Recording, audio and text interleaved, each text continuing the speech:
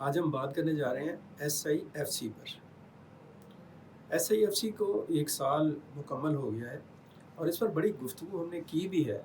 और सिंपल सा इसका तारुफ़ जौन-सा है वो ये है कि मुल्क की जो क़यादत है, ख़ास तौर पर जो मुंतख़ब हुकूमतें हैं और जो फ़ौजी क़यादत है, उनके कोऑपरेशन के साथ, उनकी आपस में मुशावरत के साथ कौमी इक़्तिसादियात को तरक्की देने के लिए फ़ैसला कुन इक़दामात किए जाएँ।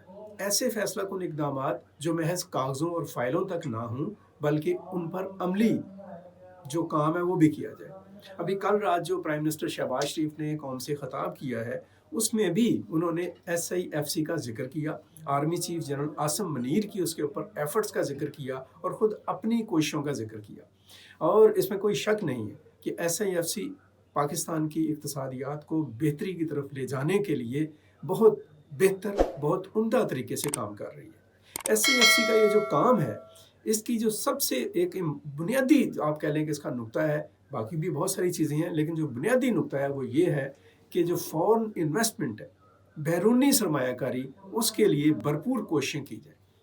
और इस हवाले से SIFC के जो ज़िम्मेदारान हैं, पाकिस्तान की जो सियासी क़यादत है, पाकिस्तान की जो फ़ौजी क़यादत है, जो पॉलिसी साज़ हल्के हैं, जो वज़ारत ख़ारजा है, सब मिलकर कोशिशें कर रहे हैं। और हमें उम्मीद है कि ये कोशिशें इसी जज़्बे के साथ, इसी अज़्म के साथ और इसी जोश के साथ जारी रहें, इत्तेफ़ाक़ी राय से जारी रहें, तो अगले 1 साल के अंदर मुल्क के अंदर अरब-हा डॉलर्स की सरमायाकारी हो चुकी होगी। एग्रीकल्चर में, सियाहत में, IT सेक्टर्स में, तवानाई के शोबे में, मदनियात में और बहुत सारे आप कह लें कि जो शोबे हैं उनमें।